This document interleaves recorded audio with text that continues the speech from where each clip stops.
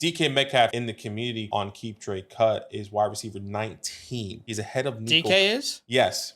He's 19? Yes, ahead of Nico Collins, ahead of T. Higgins, ahead of Zay Flowers, ahead of Jordan Addison. A lot of people are loving DK Metcalf in the community. Top 50 Dynasty wide receivers, including the 2024 rookie class. We're going to go through Zach's rankings, have some conversations. He may hurt some people's feelings, apparently. He told me right before the video. I am confident that we will all be on the same page with every single player, and there will be no one angry in the comments section. He goes, I think people are going to be upset. Anyways, take us to your first tier. All right, so first tier is very simple. CeeDee Lamb, Justin Jefferson, Jamar Chase. I really don't think we need to waste any time on this. I don't care who you have as your number one. I feel great about every single one of these guys. I think they all deserve to be in that tier one. Tier two got a little bit bigger, man. Amon-Ra St. Brown. Yep. Honestly, you could make a case to put Amon-Ra in tier one. It genuinely wouldn't upset me if you made that case. I've also got Marvin Harrison Jr. here. He's my wide receiver 5. Puka Nacua is my 6. Neighbors is my 7. Garrett is my 8. And AJ Brown is my 9. All in that tier 2. I do think AJ Brown is still worthy of being in that tier 2. You know, he's not like 30 years old and putting up impressive seasons. He's 26 years old, going to be 27, and still putting up very impressive seasons at this point. Still, Jalen Hurts is number 1. So what stands out most in that tier 2 that you want to talk about, I guess? Look, I guess it's more Marvin Harrison Jr. over Puka, because we had this conversation before going in, like yesterday, a couple days ago, actually, and you asked me, is it Puka or Marvin Harrison Jr.? And for me, it was Puka, but then you had the conversation. I was like, oh, shit, I think it might be Marvin. So kind of talk us through that. So what changed your mind then? What changed your mind in that conversation we had? What happens is that before Marvin, and I think we had this conversation, before we knew where Marvin was landing, I said if Marvin goes to a quarterback like the New England Patriots, we're going to see him fall significantly. I think if Marvin went to New England Patriots today, not saying he wouldn't be in your second tier, but he would be probably towards the end of this tier in a lot of people's rankings, right? Sure. So the fact that he went with Kyler Murray, now people are now looking at Marvin Harrison Jr. as this long-term prospect linked to a quarterback. But like you also mentioned on our live stream yesterday or a couple days ago, if I were to tell you Matthew Stafford is locked in for the next 2 to 3 years with Sean McVay, the conversation could easily say Puka Nacua. Why? Because he has proven he's done what he's done in his rookie year, broken records. You're right. That really is a concern there. Like if I could guarantee you that Puka Nacua is going to play with Matthew Stafford, a healthy Matthew Stafford, and Sean McVay will be the coach for the next 3 years, I think we'd probably put Puka ahead of him. But we don't know the answers to those questions. And even if I told you Sean McVay is going to coach this team for the next decade, but Stafford's only going to play the next 2 years, I think we would be more confident in Puka. People's main concerns is, well, what if Stafford and McVay leave at the same time? I think that's what really is concerning people. Right. But at the end of the day, you got a elite prospect attached to Kyler Murray. We've seen all the successful years with DeAndre Hopkins. Marvin gets a step in being the unquestioned number 1. And then how about we talk about the 2 New York boys with Malik Neighbors and Garrett Wilson? Who do you have ranked ahead of the other at this point? I'm curious. I personally have Garrett Wilson higher than Malik Neighbors. Okay. They are back-to-back. That's just because of Aaron Rodgers.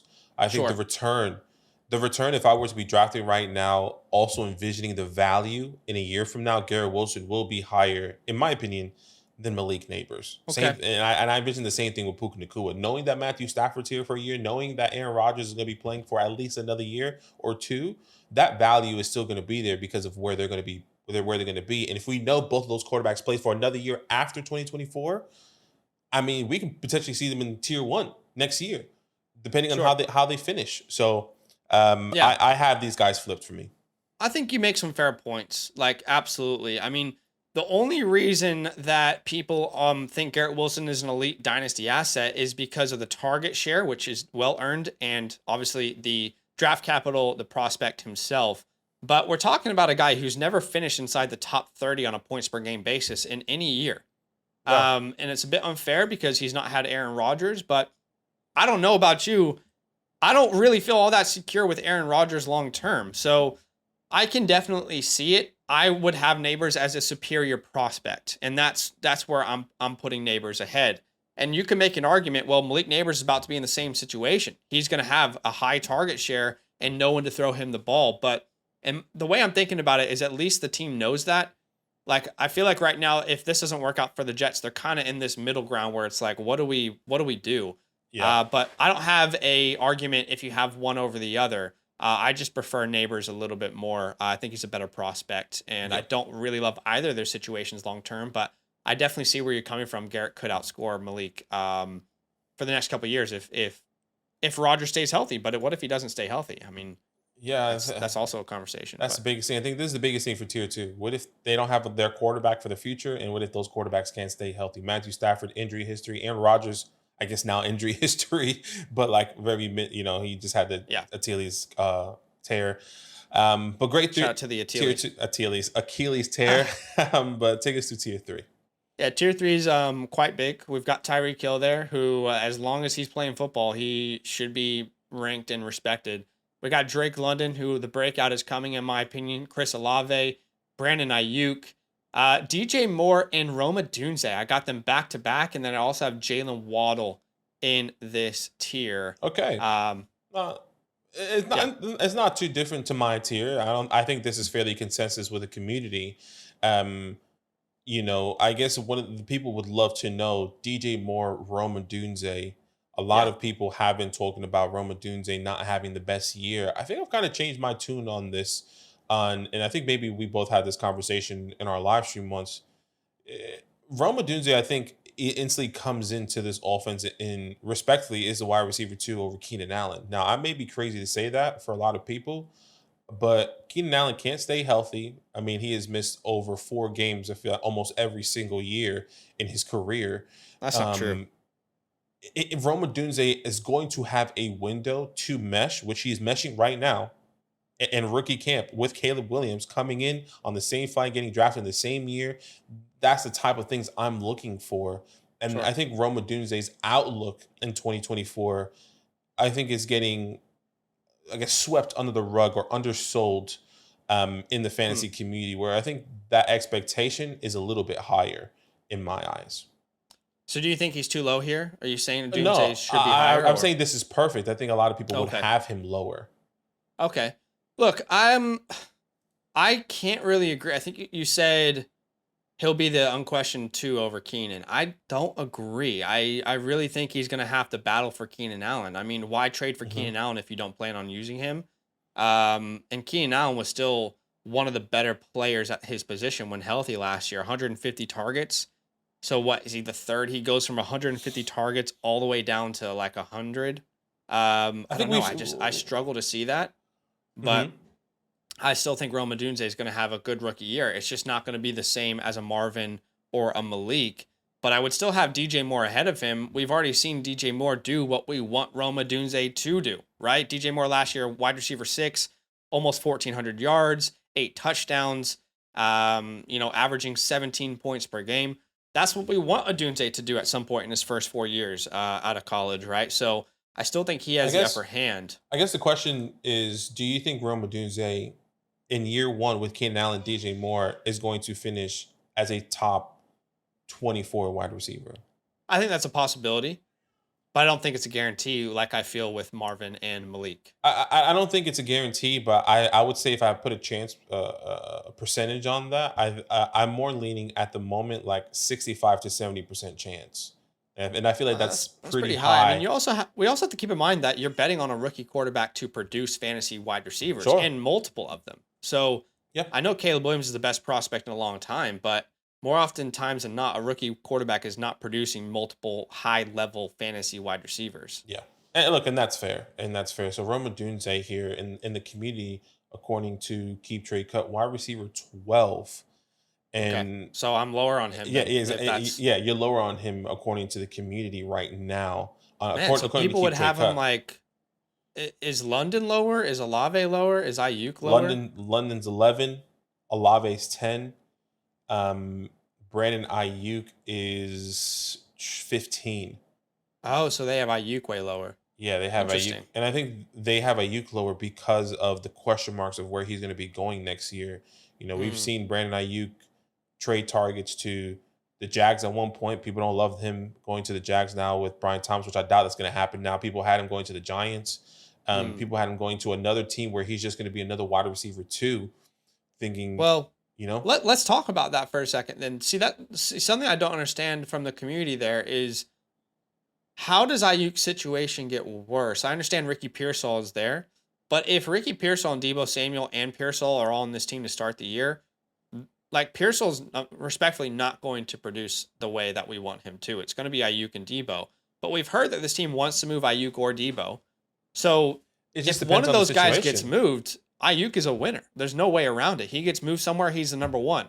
Debo gets moved, he's the number one. So I I don't think know. that just happens every year, though. You're not expecting your Sure, number a Brandon Ayuk to go to a team and instantly become the number one. Like, what if he goes to the Cardinals? He just goes back to the same sure, spot, right? What if sure. he goes to I don't know. What if he goes The to the place I Saints? want him to go to, Like, that's annoying. which we've heard a lot, is Washington. He links back up with Jaden Daniels. We've heard a lot of rumors and about that's that. fun. But that's fun. But he's still not number one there. Yes, He may be number one, like in a lot of people's eyes and maybe in our eyes. But like, you still have Terry McLaurin to compete with. I'm not gonna even put Jahan Dotson in that conversation right now because he hasn't proven himself. But like, he doesn't instantly become number one with I Terry think he does. McLaurin there. I think he can be the number one once Terry is out, and they're not going to utilize Ayuk depending on how much money paid for him.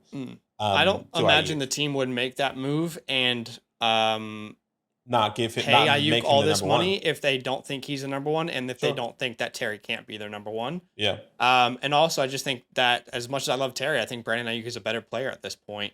And he has that chemistry with Jaden Daniels linked in there. But that's a hypothetical. Yeah, We'll it waste a is. lot of time on that hypothetical. But Yeah. anything else we want to talk about before And we move on? great tier three. I agree with everyone else. Drake London breakout. Jalen Waddle. I'm nervous. Yeah, I get it. And you guys been with us for a long time. Jalen Waddle and what he is going to look like going into this year. I think it's going to be underwhelming. But take us to tier four. I actually think Waddle bounces back, but I love it. Mm-hmm.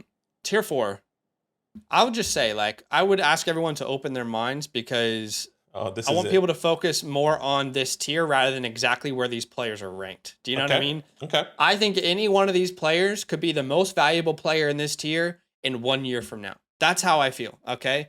So we've got Pittman in this tier. We've got Zay Flowers. I found Brian Thomas Jr. the most difficult rookie to rank. I'll be honest with you. Tank Dell, T. Higgins. We've got Devonta Smith. We've got Jordan Addison. We've got George Pickens. We've got Nico Collins. The Devonta Smith hive will be furious. What do you mean? How is he behind Brian Thomas Jr.? He hasn't taken a snap in the NFL, right? Well, we know this, guys. Devonta Smith will never be a one. He just signed a long-term contract. I'm sorry. He will never be a one. That's right. It's like we have to be okay with that, knowing he'll never be the number one on his team. Brian Thomas Jr. has a clear path to be the number one, but they're in the same tier, meaning I think either one of them could be more valuable than the other. The same with Jordan Addison. Yeah. The same with Tank Dell. I know you disagree with me. The same with T. Higgins unless he gets traded. Well, that's what I was going to say. I was going to say for all those guys, I mean, all these guys are in that same boat. Tank Dell with two other wide receivers, T. Higgins with Jamar Chase, and now Jermaine Burton, Jordan Addison with Justin Jefferson, T.J. Hawkinson. Like, situations are different, but all these guys, if you really think about it, are all in similar situations. You just have to find out who has a higher upside and maybe who is going to be going to the better landing spot. And I think that is the conversation here. Tank Dell, T. Higgins, Devonta Smith. Why? I'm surprised that Tank Dell is higher, and I'm assuming it's because he's a rookie on a contract and he's linked up with CJ Stroud. Yeah, well, Tank Dell, I don't see his role changing with Diggs. I think Tank Dell is going to be their flanker, and kind of the same role he played last year. And Nico Collins is the one that concerns me the most because there's no long-term deal on the table there. But I have said this many times. I couldn't tell you who's going to be the number one fantasy points scorer guy for the Texans. I have no idea, but I know that Tank Dell is going to be with CJ for at least the next 3 years, including this year. I don't know that for Nico. I have no idea. Yeah. So that's why he's lower for me. And if you look at it, Pittman, Flowers, Bryan, what do all those guys have in common? Wide receiver ones on their team. Clear, unquestioned number one on their team. I know Mhm. Flowers has Mark Andrews, but I'm talking specifically the wide receiver position. Clear, unquestioned number one. We project them there. The rest of the guys outside of Pickens, there's question marks. And Pickens is that low because I'll be honest with you, I got no idea who the quarterback is there. There's no reason for me to believe that based off what Russell Wilson has done the last couple of years, that he can make Pickens a superstar. And respectfully, like if Pickens was on the Bears last year, that's not the type of wide receiver that I think would put up the numbers DJ Moore would. I think Pickens is a super talent. Y'all know I loved him coming out of Georgia. Yep. But I just don't think this is like DJ Moore was the only guy in his offense and he thrived. That's because DJ Moore is just a superior talent. Anyway, it's a tough tier, but I like all these guys. Like if I knew I could trade Michael Pittman and get Nico Collins, who's at the end of the tier, and a first round pick, and I send someone Pittman in a second, I'm doing it, you know? Okay. Like that's how close it is. It's just tough. Let's talk about Brian Thomas Jr. here, and I think this is the last guy we'll talk about in this tier. He is very difficult to rank. According to community on Keep Trade Cut, wide receiver 28. That's behind George Pickens, Xavier Worthy, Jackson Smith and Jigba, who is not in this tier. Xavier Worthy, who is also not in this tier, according to the community. They have him 28, you said? They have him wide receiver, 27, excuse me. Wide receiver 20. Dang, I'm way higher. No, wait, no, it's wide receiver 28. You're right. I was looking at George Pickens. Wide receiver 28, Brian Thomas, behind George Pickens in the community on Keep Trade Cut. Wow, so I'm significantly higher. Yeah. So interesting. A lot of people. So that means if you are higher than the community, that means you're seeing a higher outcome and a higher outlook. Maybe you didn't realize you were high, and that's fine. What's your expectations for Brian Thomas coming into this year? You know, is this guy instantly a top 24 wide receiver? Because I'm on the edge where I get it. Calvin wasn't there last year. You know, I mean, I'm a little bit nervous for Brian Thomas Jr., but I still believe in the talent. And I'm giving, like I said, this is a make or break year in my eyes for Trevor Lawrence. And if Trevor Lawrence is not that guy, does Brian Thomas Jr. become a dead ass, or can he surpass that talent? That's silly in my opinion. That is so silly. But that could be a 20-minute conversation. I think it will derail the video. So I'm gonna refrain from just talking about Brian. But so it sounds like I'm 9 spots higher than the community. I'll be honest with you guys. With as much respect as possible, I just don't care about Keep Trade Cuts rankings. Yep. No judgment intended. I just think it's a very poor platform that you and I consistently tell people to take advantage of, specifically their trade calculator. But and the reason why I bring this up, by the way, sorry, just so people know, because this is one of the widely used websites for the fantasy community. So people like to reference it. I can tell you where he's at in our fantasy community on Flock Fantasy as well, just so you have a better understanding on 2 different platforms. But just to keep that in mind, he's wide receiver 29 on Flock Fantasy. Damn. Okay. So wide receiver 28 on Keep Trade Cut, wide receiver 29 on Flock Fantasy. So I don't think that the Jags have done something like this for Trevor Lawrence since he's been there. I get it. They went out and traded for Calvin Ridley. I thought Calvin could be that player. To be fair, Calvin Ridley had 136 targets. Yep. He was up there. And he was coming off a weird hiatus, if you will. I mean, if really what I'm projecting is that Brian Thomas is the number 1 receiver on this team. I think he gets anywhere from 110 to 130 targets as a rookie. And I think they'll use him in some really creative ways. Let's not forget, Alshon Jeffrey really thrived in Doug Peterson's offense at some point. Yes, he did. So he knows how to use a big body. And I just think he's a superior talent to anyone else on that roster. No disrespect to Christian Kirk or Gabe Davis. But, this was everyone's unquestioned number 4 wide receiver in the class, Badaki, consensus. Like, if you had anyone else number 4 and you had Brian lower, you were weird. You were like, what is that guy doing? He's crazy, right? I'm not saying that you were, but that's what people were saying. Like, before the NFL draft, unquestioned, number 4 has an incredible ceiling. In a lot of classes would be the number 1 receiver. And he lands in the first round to a team that has a huge need at wide receiver, and he gets to play with a quarterback that I like in Trevor Lawrence. I'm just like, what do you not want here? I just don't understand it.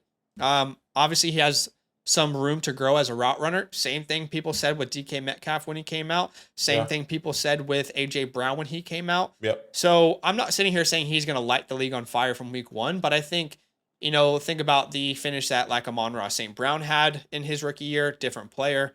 I think he'll be maybe season type of upbringing. Yeah, I think he'll be a late bloomer, but I think he's, by the end of his first year, will be a consensus top 20 ranked receiver. Yeah, and look, and I think that's pretty fair, and I can definitely see a top 20, top 24 type of wide receiver. Like I said, giving Trevor Lawrence that next chance because of Brian Thomas' talent.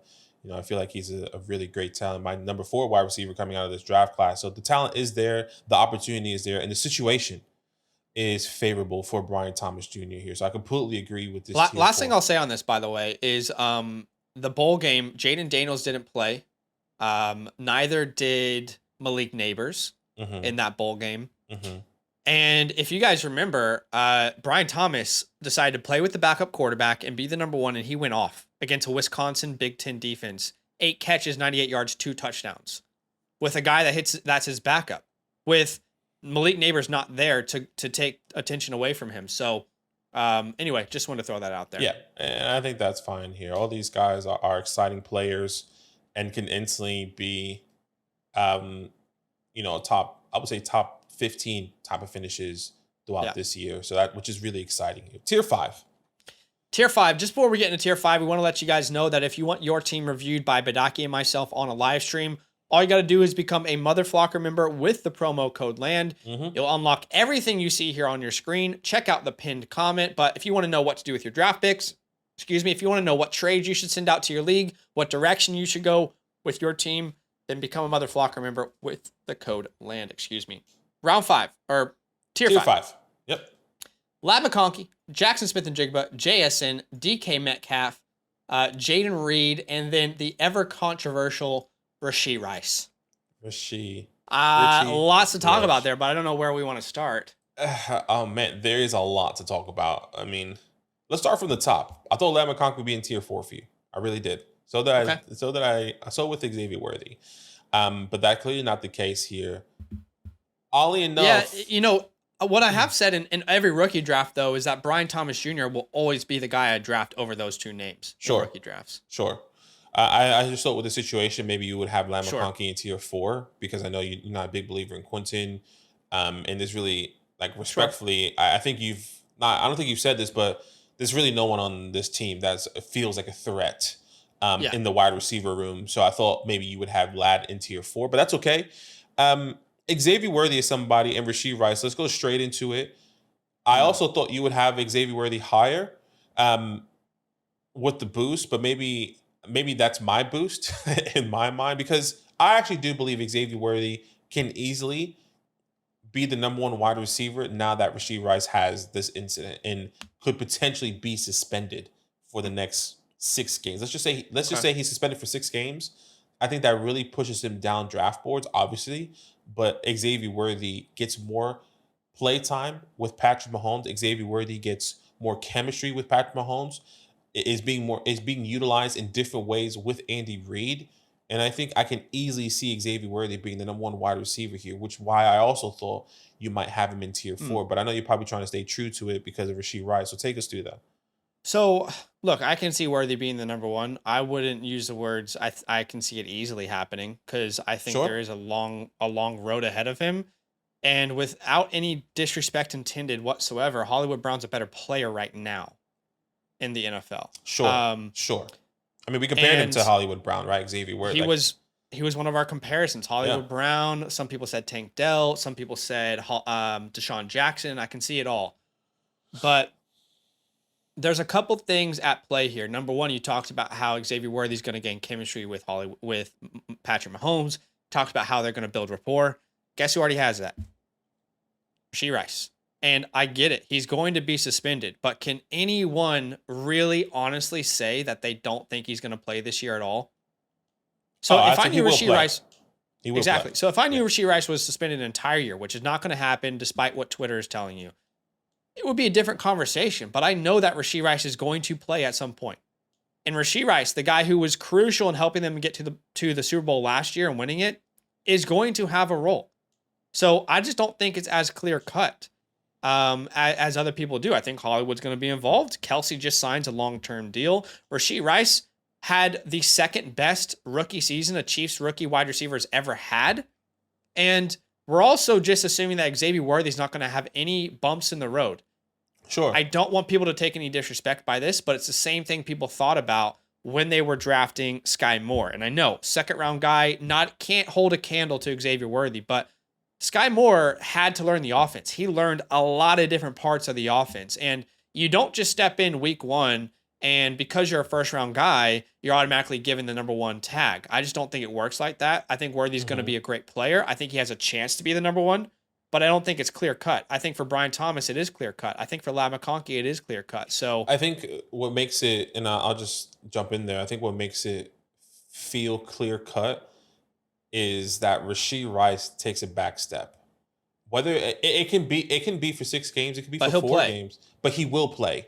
But it feels like he takes a back step, and Xavier Worthy has a head start to do that. So yes, I do project Xavier Worthy to be a breakout or a wide receiver that could have a Rashee Rice type of finish in the second half of the season.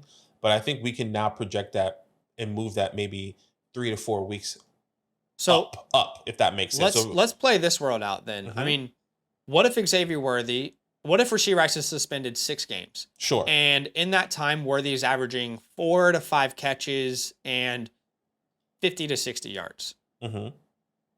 Are we now like Rashee Rice is back, but Worthy's the dude? No, of course not.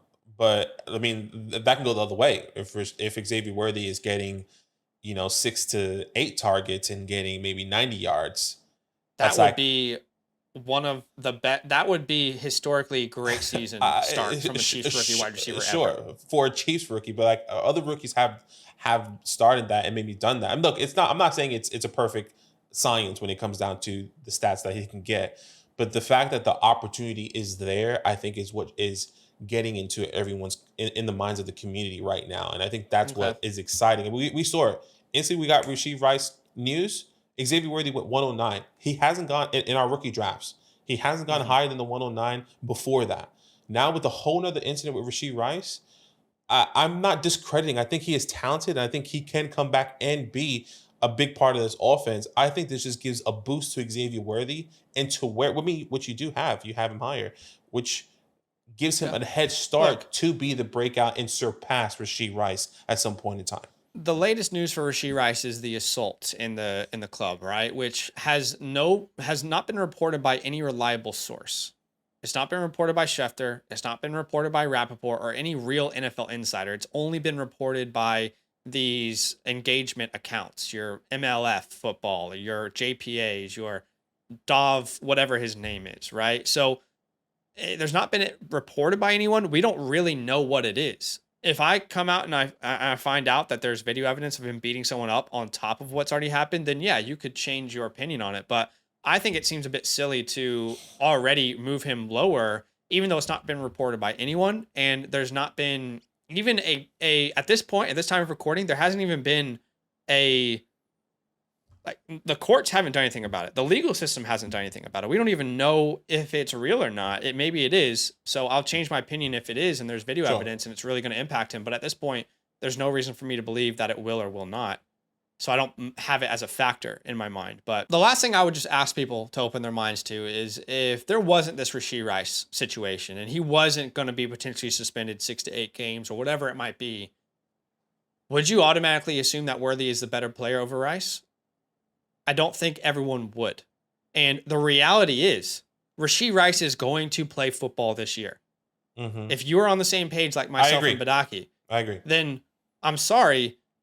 I don't think you're thinking from this from a dynasty perspective. Like, people are like, well, Rice is gone. I don't need to think about Rashee Rice anymore. What? This will be a blip on Rashee Rice's career as long as he, has the right people in his ear moving forward, which we don't know if he will. But I just think it's silly to just automatically assume, well, Rashee's out of the picture. Yeah, a lot of people in the community are saying Rashee Rice is dead because of this incident. I don't agree. The only thing I'm saying when it comes down to this situation is that it gives Xavier Worthy a head start to then break out earlier and sooner to where he can potentially become the wide receiver one in this offense. I get that, but we also already have a head start from Rashee Rice as an entire year. Mm-hmm. One of the best rookie years we've ever seen for a Chief. Sure, I understand that as well. So let's talk about. I really wanted to get into Lam McConkey for a little bit, and then maybe DK Metcalf, because I'm surprised you also don't have DK Metcalf in tier 4. That's why I thought you have in tier 4 here. Oh, okay. He hasn't been with those guys for me in over a year. The reason why I was a little bit surprised, and I know because the change of the tune or the conversations that we have, I'm a big, like, I don't care. I don't want DK Metcalf on my team, but every time we talked about it, it's like, I actually like DK Metcalf, but maybe I was just overhyping it in my head when you were saying it.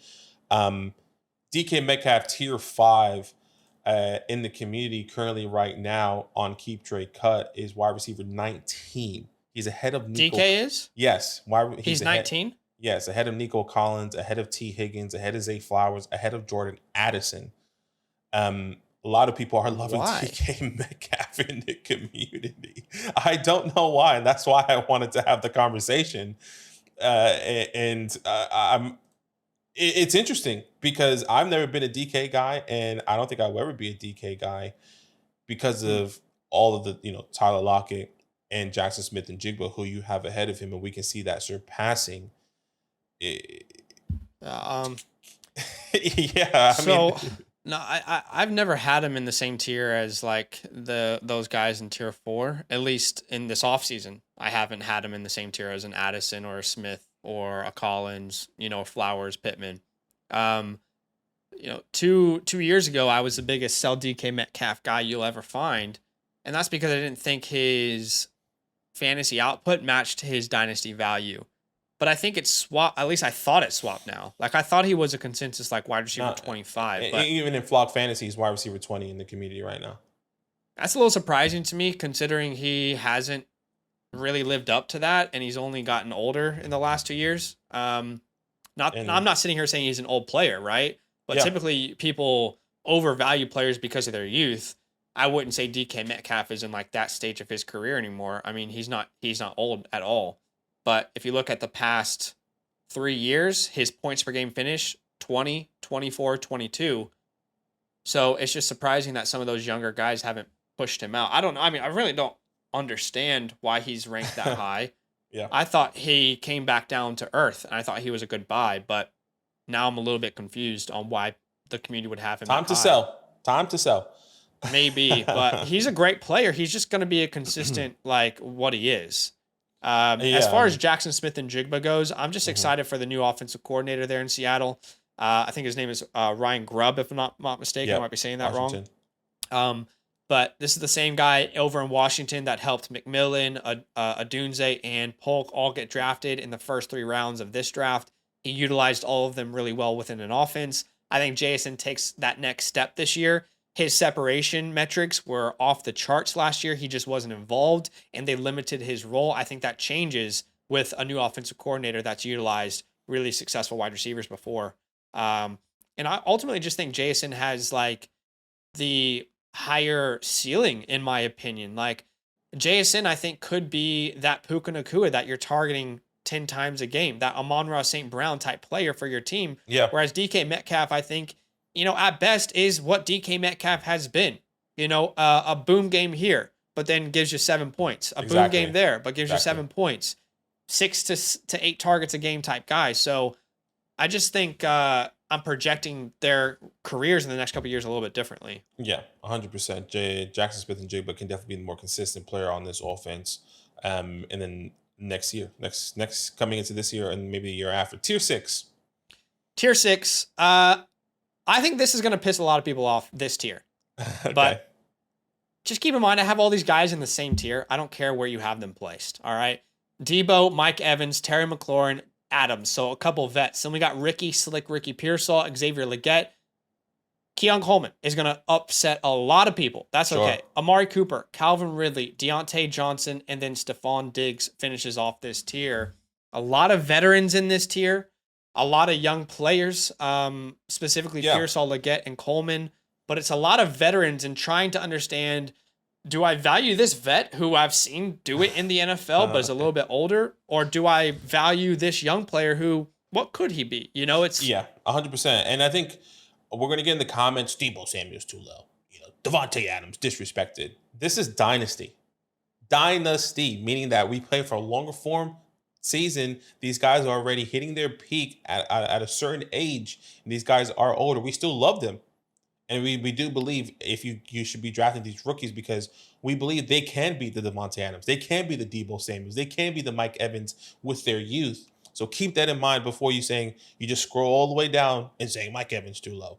Okay. Well, I actually thought the comments would be different and saying Keon Coleman is so low. This will be your worst miss ever. You have no idea what you're doing. There's no way that Devo should be ahead of Keon. There's no way that Jaden Reed should be ahead of Keon. That's what I think we'll hear. And 100%. And a lot of people will believe that. And if you guys been following us where we weren't the biggest Keon Coleman believers, I'm not. I would say this. Funny ass dude. I feel bad of how negative I've been so far because of how cool I want to hang out with him. That's how cool he is.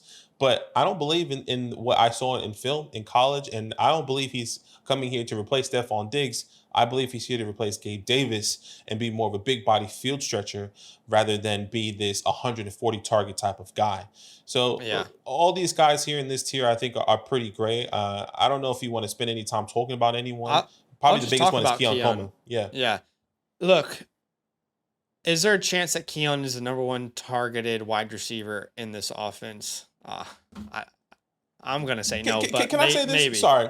Yeah. He has to jump significantly as a route runner from the way that we saw him to be the guy that everyone is saying. Yeah. You're saying that my guy is coming, in our eyes, a very average, above average route runner. Not amazing. He's not Malik Neighbors. He's not Marvin Harrison route runner. He has the talent and the size, like the ability and the size, the strength and the size, but he's not a crispy route runner. He's not fluid.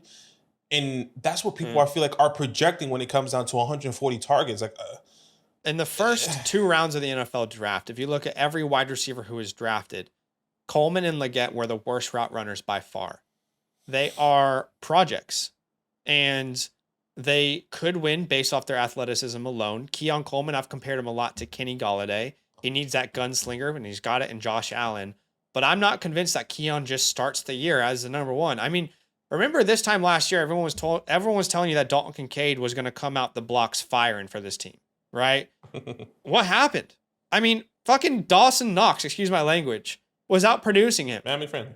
Right? I mean, so I get it. It's a different player, but I think Dalton Kincaid is going to be favored in target share over him. I'm not so sure that he out-targets Curtis Samuel. I'm not saying that he won't. I'm just not so certain that he will. Sure. He's not the type of player that you can target 9 times a game right now as he currently is constructed with his weaknesses. He could become that, but I just don't think he's going to light the NFL on fire from day one, unless it's like what Jahan Dotson did to a further extent where he is the third option, but he's getting a ton of touchdowns, you know? So, yeah, people can be upset if they want. I know this is probably one of the names that people have been most upset with us about, but I'm just not convinced that just because he's going to the Bills, he's going to be the number one. I think he has the most to work on as a route runner of any wide receiver drafted in the first 2 rounds outside of Xavier Leggett. And then outside of that, it's really like, what veteran do you want to bet on? Yeah, exactly. I mean, all these guys are going to be going into opportunity. All these guys are going to be producing. These guys could be a wide receiver 3 and maybe in a star 5, or you're a wide receiver 4 and a star 5, which is really exciting when it comes down to these veterans in tier 6. Sorry, can I just say one last thing on Keon? Sure. And this might piss some people off, but we are really not that far removed from people overdrafting a player because of his situation that had a lot of red flags. We're not that far removed. Quentin Johnson last year. Okay. Not that far removed. Could you imagine if I had Quentin Johnson ranked this low this time last year? Do you know the amount of people who would have me just labeled as like an absolute idiot? So all I'm saying is just be open. Just because you're attached to a good quarterback and you were drafted high doesn't mean you're automatically going to be a superstar in fantasy. Sure. And we'll even for year 2 for Quentin. But I agree. Yeah. I completely understand when it comes down to that situation here. All right, the last tier 7. Yeah, let's just do a quick honorable mention. Jahan Dotson, Christian Kirk, Polk, Watson, Cooper Kupp, Jermaine Burton, Troy Franklin, Chris Godwin.